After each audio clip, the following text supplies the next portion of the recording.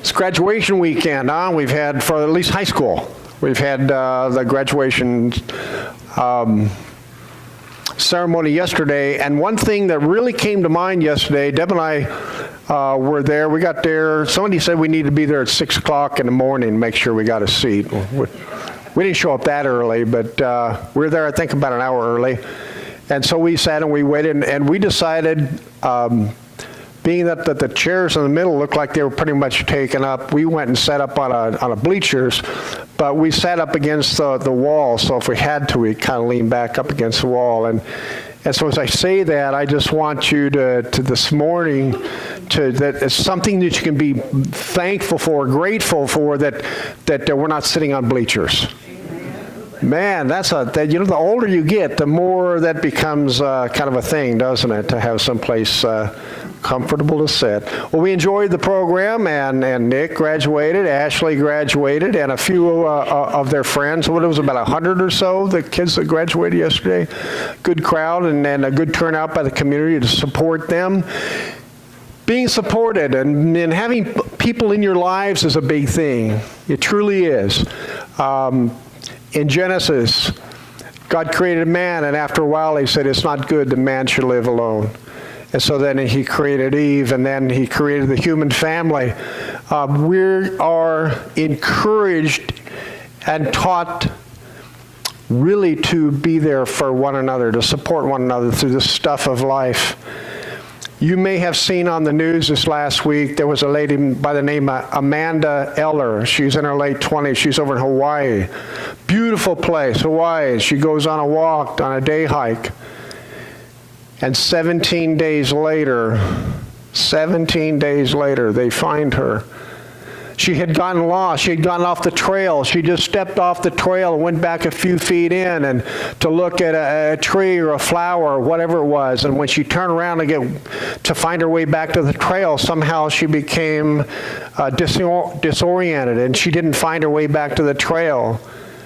And she said that the further she tried to trust her gut, and she said the further that she walked, actually the further she got away from where her car was parked, thinking that she was going to come around the bend at any moment and find her car parked there. She was actually getting farther and farther away.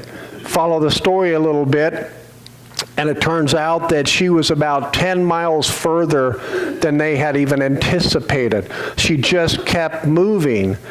Several things happened to her along the way. I don't know if you follow this story, but she fell off of a cliff. It was about 20 feet, so not like 300-foot cliff, but she fell off of a ledge, and she damaged her leg, her meniscus, and it got to the point where she was crawling just to get a little bit further. She felt like, as long as I can keep going, I have hope.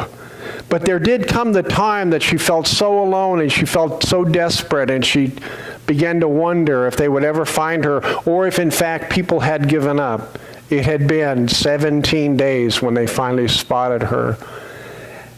And after, when she had a chance to kind of collect herself, and the people were interviewing her, she said to the people who found her, "You never gave up on me. You never give up on me." Every great story, every great story, whether it's in our lives or whether it's a Hollywood story or what's a story in book form, every great story includes that element that no matter what people go through, there's someone there. There's someone there that never gives up on them. Yes? What's your story? What is in your life? What is in your story that you have found someone committed to you? One of my favorite Christmas movies is It's a Wonderful Life. We have to watch that. It's just like it's not Christmas season until we've sat down and watched It's a Wonderful Life. And I'm not going to go through the whole plot line, but suffice it to say that things get really, really rough. And at the very end of the movie, all of the character George, all of his friends pour into the house, and everybody is there for him. Everybody comes through for him, yes? Stand By Me, I've got the picture up there, at least it was up there a minute ago. Stand By Me was a movie made back in the mid-'80s. I don't know if you know it, but it was filmed in Astoria here in Oregon, out on the coast. And there was a story of 4 boys. It's kind of a coming-of-age story, and these 4 boys are probably like junior high age. They're on a quest, on an adventure, and they're actually looking for a body. One of them heard that there was a body, and it was off the side of the railroad tracks, off in the bushes. And so they went off to find this body. And it's quite a story, and it's worth watching if you ever get the opportunity. But these 4 boys, and each one of them has their own stuff. We all have our own stuff, and there's these 4 distinct personalities. And at first, they're all kind of really independent, and they're all, calling their own shots. But they come to the point through all of the adversity where they really kind of pull together and they lean on one another. Hence the title, Stand By Me. We need somebody to stand by us, don't we, in the stuff of life. And some of us are fortunate. We were at the party yesterday afternoon at Joe and Siglinda's for Ashley. And somebody gave her a shadow box and was reading some of the information on that and was looking at it. And it was a friend of hers who had been around, looks like, for many, many years. And she had put together this kind of memory box in a shadow box. And it showed all the things that they had been through and all the experiences that they had had. We need people in our lives to be committed to us. And we need people in our lives that we can be committed to. But commitment has become a little bit watered down over the years. I worked in HR for a number of years, human resources.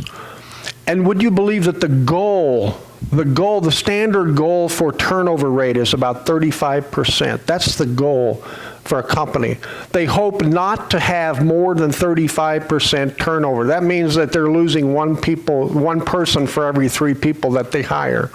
And the goal is to only lose that many. And many times, a company will lose as many as 70 to 75 people of 75% of the people that they hire over time. People move on to something else. In Reno, Nevada, some time ago, again, when I was working for Cabela's and we did an opening down in Reno, I found out that Reno has a very unique distinction. People that move to Reno have really kind of got it made in terms of the job market. There's so many jobs available and so few people who live there to work those jobs that it's not uncommon at all for people to go to work in the morning and by 10 o'clock they've quit their job. I don't want to do this anymore. They work 2 or 3 hours and they say, this isn't for me, and they'll leave and they'll go to the unemployment office and they'll be back on a new job after lunch. And if they finish the day, that's a good thing. They really hop around from place to place because there's no real call to commitment. And because there's no real call to commitment, there's no expectation. I read recently that the universities across the board have about a 30% dropout rate in the first year. Ashley, you better stick with it. After the first year, they're stepping out of college. This isn't what I dreamed. I can remember when I went to college and I was a freshman. And I remember that after about 3 or 4 weeks, I began to see some empty seats. It was either, this isn't working out right. In some cases, it was like the financial aid package didn't come through or whatever. But we'd look around and begin to see that the empty seats begin to appear. By the end of college, more than 50% of people who entered as a freshman will have dropped out.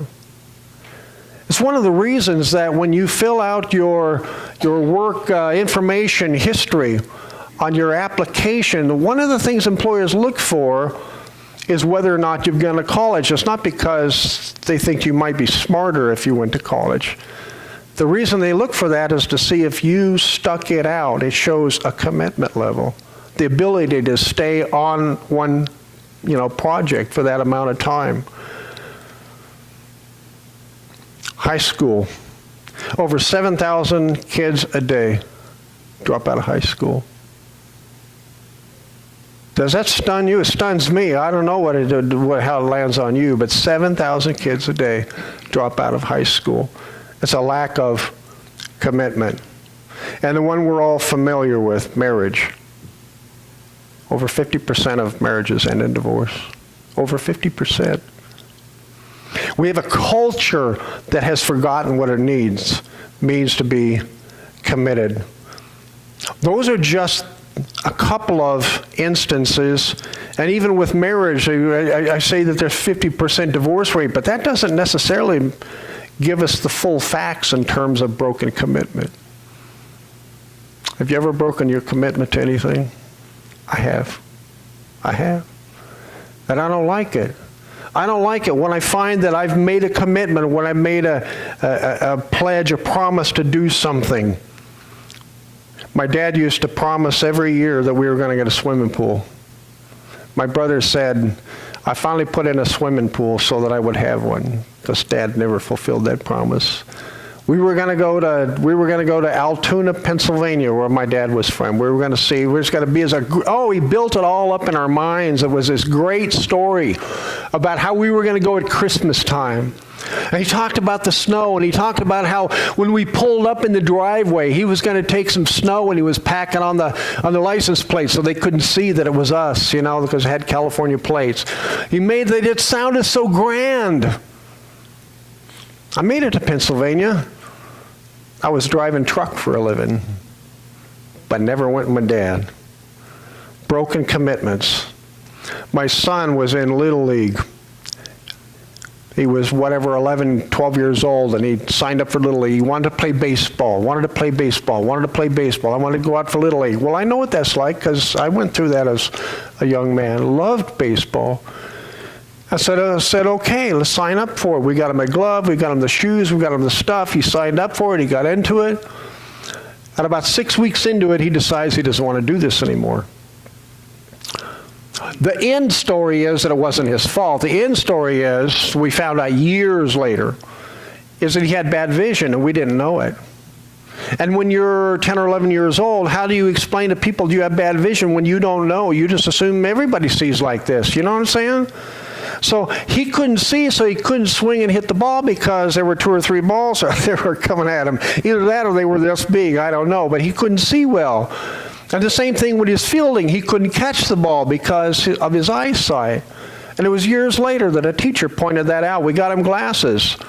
He joined the church softball team, and he was one of the best people we had. All of a sudden, he's hitting it over the fence, and he's catching balls. He's doing everything that he wished that he could have done back then. But 6 weeks into Little League, he decided that he wanted to give it up and be a person who believed in keeping their promises and commitments. I wouldn't let him. I said, you signed up for the season, you're going to play for the season. If you have to go up there and strike out every time, that's what you do, but you give it your all, you do your best. And at the end of the season, if you don't want to sign up for next year, that's fine, you don't have to. But we're going to follow through with our commitments because I believe that's important. It's one of the character traits that we need to establish as people. And as believers, it gives us integrity in the world, yes? People need to see that we're people of our world, of our word. We're in a series of character traits. It begins at home is the title of the series. And we've looked at a couple of those traits so far, and the first one was teaching and training. It's important that we learn to be teachers and trainers of our children and of the people in our lives. The second one was of humility. That we take upon ourselves the character trait of humility. We treat people better than ourselves, and we humble ourselves. The third one was that we love people. That's a character trait, to love people, to be a loving type of person. When Paul writes these verses that we're going through in Ephesians, he writes these verses as imperatives. That is, that it's a calling on us. It's not simple information. It would be nice if you were this way. But the verb form he uses is very specific, and it says, do this. This is the kind of person that you need to be. as he goes through this, you'll see the verses from 22 in chapter 5, from verse 22 through this section on the Christian household. Paul talks about the way that Jesus himself set the example.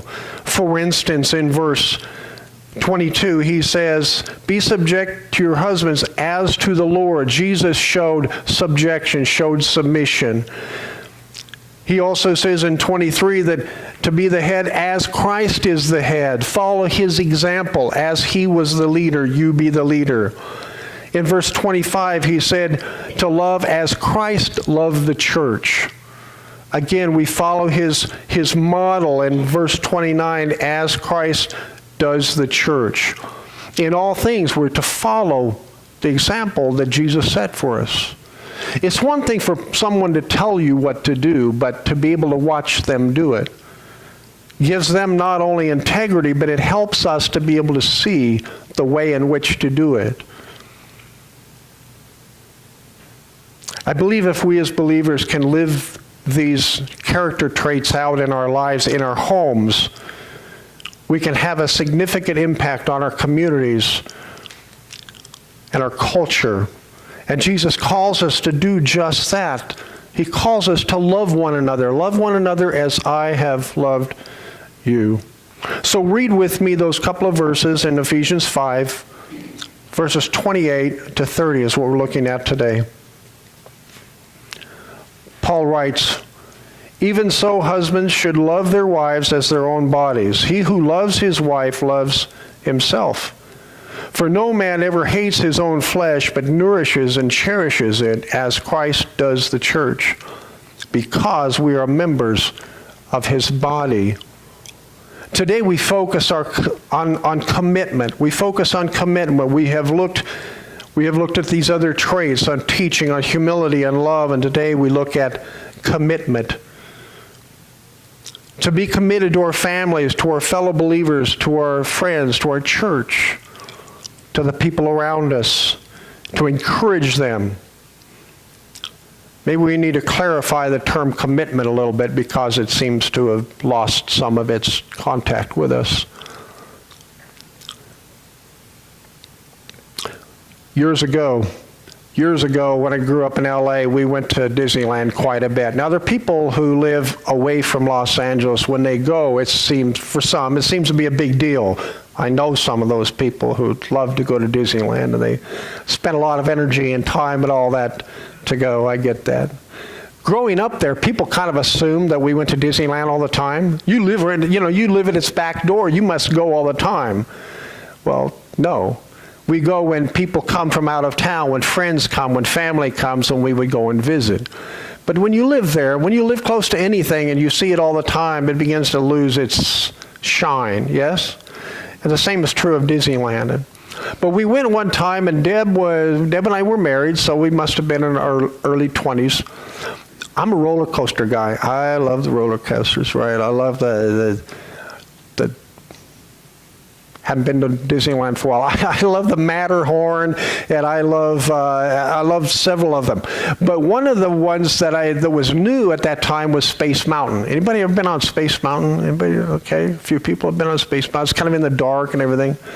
Deb is not a roller coaster person. She's kind of like, I'm not into that, and it comes up when we ride because she doesn't like to go through curvy roads. She says, "Can't they just be a straight road?" I says, "Why would you ride a motorcycle on a straight road?" God created curvy roads for motorcycles. That's why God created curvy roads. We get on this ride in Disneyland called Space Mountain, and it's in the dark if you haven't been in it. So we're making our way up through the line. The line is really long, and as we go, something different about this ride than other roller coaster rides. They have a warning every 20 feet or so, and it says you only have 3 more chances to exit the line. If you're scared, if you're this, if you're that, if you're uncertain, if you're pregnant, if you're under so many feet tall, you have to exit. You get 2 more chances. And we get to the very last one, and it says this is your last chance to exit the line. And I'm looking at Deb because her eyes are this big, and she's trying to make up her mind of whether or not she's going to go through with this, right? Because once you get past that last exit sign, guess what? You're committed. You're committed. You're going on this. Follow? You're committed. Weddings. When we go to weddings and we view this beautiful, I love doing weddings. Weddings is like my favorite thing to do. You know why? Because almost everybody's happy. Sometimes the father or the bride, not so happy, but everybody's happy. Everybody's smiling. It's a joyous occasion. I love doing weddings. Well, what happens in weddings? Among other things, we have two people who take a vow of commitment to one another, to love, to honor, to cherish one another. Easier said than done, isn't it? Yes, I mean, those of us who've been married a while, that's just the truth. It's easier said than done. It's a commitment. It's a commitment. And those of us who have been married for a while, when we go to a wedding and we're present, and we get to the place where they're making these vows, there's something that happens in the heart of every married couple. They remember. They remember. They're reminded of that commitment they made to one another. And it's like a measuring point at that place in time. How am I doing with my commitment to love and to cherish, to honor? The Bible says, choose this day. Choose this day whom you will serve. And if it is God, then honor him and walk after his commandments. Jesus says, let your yes be yes and your no be no. Let it be simple. If you're committed, be committed. If you're not, okay. But if you are, let your yes be yes. I forgot to put it up again. I keep forgetting. I had put up the picture of the lighthouse the very first week. Do you remember that? I got to do this. I can't. I just can't. I got to do this because I keep forgetting. I've got this picture, this lighthouse that my son got for us. And I got it out the very first week. If you were here, you will remember that I knocked it over and I broke the glass. But it's a very powerful image.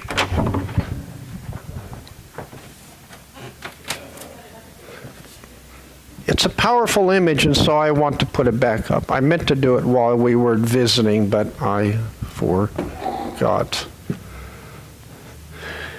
Those of you who haven't seen this,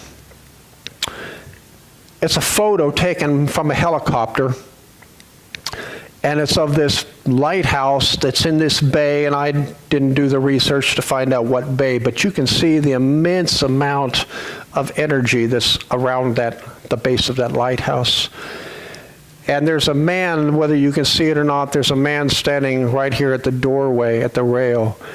And he happened to come out, and as he could see that the water was coming around, he stepped back in, shut the door. The person who took the picture of the helicopter didn't know the man was there until after they had gone ahead and printed the photo. But what I love about this photo is this immense amount of pressure, this energy that surrounds that lighthouse. And the lighthouse is there to serve a purpose, yes? It's there to be a beacon, of hope, to be a beacon of encouragement, a beacon of safety. It guides people through the waters toward the shore of the bay. Ships back in the day before GPS, they couldn't just, follow a little dot. They would look out and see the light that was in the bay, and that would guide them safely to the shore. Several years ago, Deb and I had gone out in our boat. We had just gotten it. And we had a friend that knew the river. We were living up on the Columbia River out of Kettle Falls, north of Spokane. And he had taken us up, he had taken his boat, and we had followed up the river quite a ways.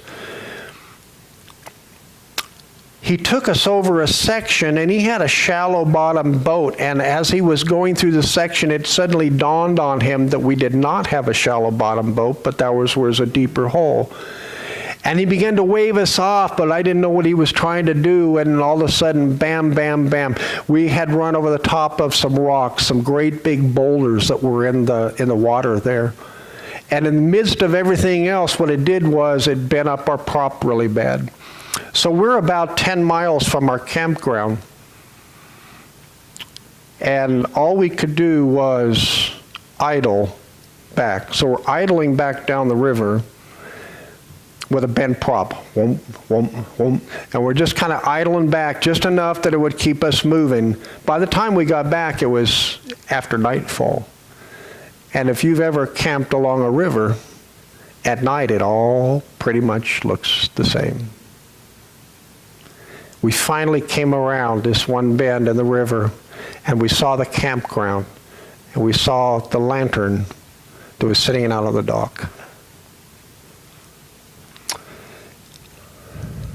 We can be that to one another, that place of encouragement, that place of hope, that beacon that we can look to. As I look at this lighthouse, though the winds and the waves surge, it stands solid. And I have to ask myself, does that describe me? Is that what I am to my wife? Is that what I am to my family? Is that what I am to my children? Am I solid when life begins to get upside down? When the water gets rough and the storm is raging, am I the kind of person who stands as a model of encouragement and stability, that they can look at me and say, I want to follow my dad? Paul writes in Romans 1, he writes, I long to be with you that we may be mutually encouraged by one another's faith. That happens at points in our life that we need each other, yes? That we need the commitment that we have made to each other as a church body as well as a family, that we will be mutually encouraged. In Hebrews 10:25, the writer is speaking of the need to be a part of the church and to be there consistently. And he says to encourage one another all the more as you see the day approaching. That is, that we need to gather together. We need one another in our homes, in our churches, because life is unpredictable. And storms jump up at the most unlikely times, and they happen quickly. Amanda was in Hawaii, of all places. It's gorgeous. And she had probably gotten her Kona coffee that morning. And how could it get better? And then she decided to go on a little day hike. And 17 days later, I mean, what could go wrong? As Paul writes the church in Ephesus, as you read through the book of Ephesus and you see Paul encouraging them, it's clear he's calling them to stand together. This is a group of believers in this Roman colony. People were new to the gospel. There are not really very many even Jews there. It's just this new church. And they're up against the culture. And so he calls them to come together and stand together. And as he does that, he implores us to love one another, to love our wives, giving direction to the husbands. Love your wife as your own self. And he calls us to encourage those we love. So how do we do that? What he says in this verse 29, to nourish and cherish one another, to nourish and cherish, giving people what sustains them. In chapter 4 of this same letter, he speaks of Jesus gave the church pastors and teachers and leaders that they would be able to teach people so that they could grow strong and not be blown this way and that way by the wind. Sometimes people need our wisdom. Sometimes people need our point of view, our perspective. People come to us from time, they say, I've got this issue. What do you think? What? I'm not sure what to do. And as we put our collective minds and hearts together, we move forward. Sometimes it's just our presence. Sometimes we just need people to be present with us. What does it mean to be present? Have you ever been with somebody and you could tell they weren't really in the room? But to be with someone and they're paying attention and they're listening. Also by cherishing them. That is showing them value. Showing them value. Being a good listener, being proactive, responding gladly. I can remember when I was dating my wife and I did so many things, I was happy to do it. Spend money I didn't have. It's great, it's fine because I liked her. And I wanted to impress her. Take her to the fair. I hate going to the fair. I hate the fair. Well, your fair is wonderful here. I just don't, want you. When you go to the LA fair, there's lots of stuff, but there's too much. I walk around the fairgrounds, and I could lay down and take a nap. It just was not. I grew up going to Disneyland, I guess. Maybe that was the issue. But I would be glad to take her to the fair if she wanted to go. Do you follow what I'm saying here? We're more than happy to do things for people when we're still in the beginning stages of a relationship. What starts out so easy later on becomes more of a chore. We don't do it so gladly. But we're supposed to cherish one another. Gary Smalley was doing a marriage seminar, and at that marriage seminar, he had brought along a violin, and he passed the violin around, he handed it to Nick, and Nick handed it to his mom, and they just kind of pass it around, and people looked at the violin, and when it got all done, he continued to kind of chat about valuing one another. When he got all done, he says, by the way, the violin that I just passed around the room, if you look inside, you'll notice that it says Stradivarius. It was like $1 million violin that they had just held in their hands. And everybody collectively, kind of all at the same time, without even meaning to, just went, because they realized the value of what they had just had in their hands. And Gary Smalley says, that's how you ought to cherish one another. Because when we first got together, we thought we were the luckiest guy in the world to have her. And ladies, you chose him again, so you must have thought he was wonderful. But over the years, the shine begins to fade, and we forget how much we care about one another until something goes wrong, and then all of a sudden we remember. We're called to be committed to nurturing one another, committed to cherishing one another. As Jesus does the church, how much did Jesus love the church? How much did he nourish them? How much did he give them, share with them wisdom? How much did he share with them his presence? How much did he show them their value? That's what we're called to do. Why? Because we're members of his body. We're members of his body. That may go over your head, but I'm telling you, that's a huge thing.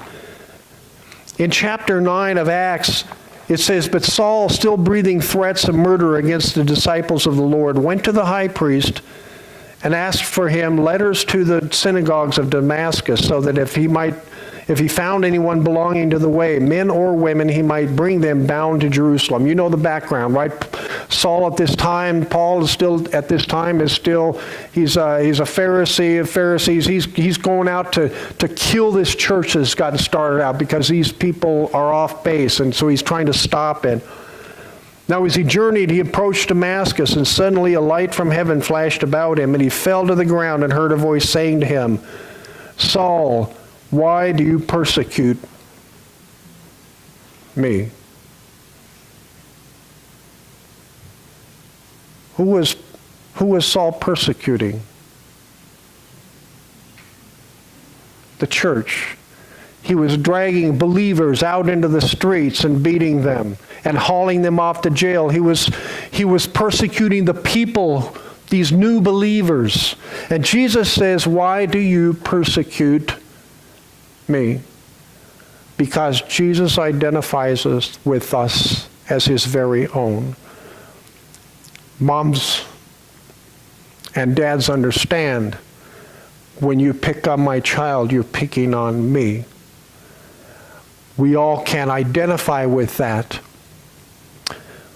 There was a time that somebody was picking on my dad, and I felt like they were picking on me.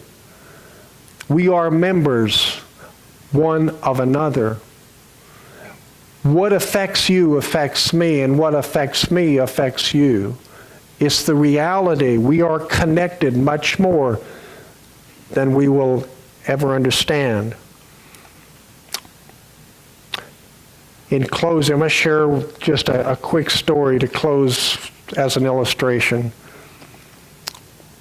We're called to be committed to one another, to encourage one another, to be a part of one another's life.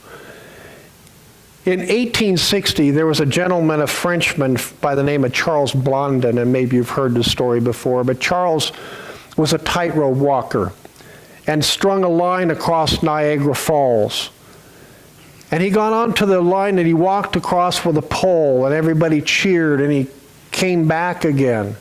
And they cheered more, and then it says that he took a wheelbarrow and he put it on the line, and he wheeled a wheelbarrow across the line to the other side, and the crowd went wild. That's just amazing. And he turned around and he came back again. And he got to the other side. He says, "Who believes I can do this again?" And they all went, "Well, yeah, you can do it again." He says, "Who would like to see me again and do it again?" And they said, "We'd love to see you do it again." And he says, "Who would like to get into the wheelbarrow?"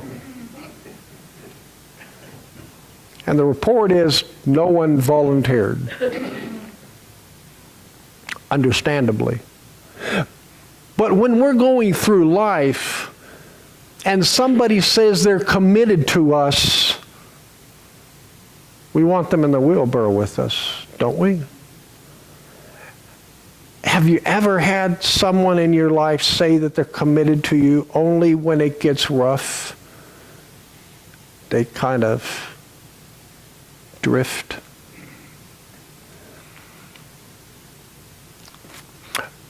Paul calls us to be committed to one another. It's an imperative, it's an injunction, it is a commandment that we are committed to one another, that we love one another, that we encourage one another. Who doesn't need encouragement at some point in their life? We do. We need one another. That's why God created this thing we call the church, to carry one another through this stuff. We're going to share in communion after a word of prayer. This morning, as we share in communion, I would ask that you do so. You reaffirm your commitment, not just to follow Jesus, but that you reaffirm your commitment to love one another. Spouses loving one another, parents loving children, children loving parents, and church body loving one another. Being committed for the long haul, for the long story, saying, "You can count on me." We have too little commitment in our world today. We truly need each other. We truly need the encouragement we gain from one another. Let's have a word of prayer and we'll share communion. Father God, thank you so much for your word. Thank you for Paul's encouragement to us.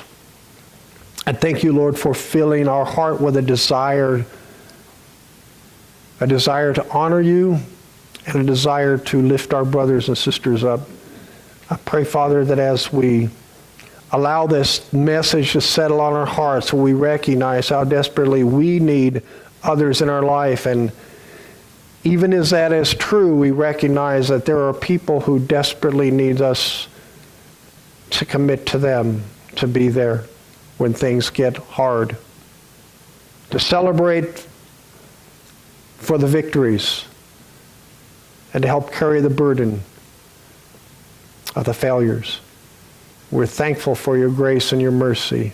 Help us to show that to the people around us, we pray. Amen.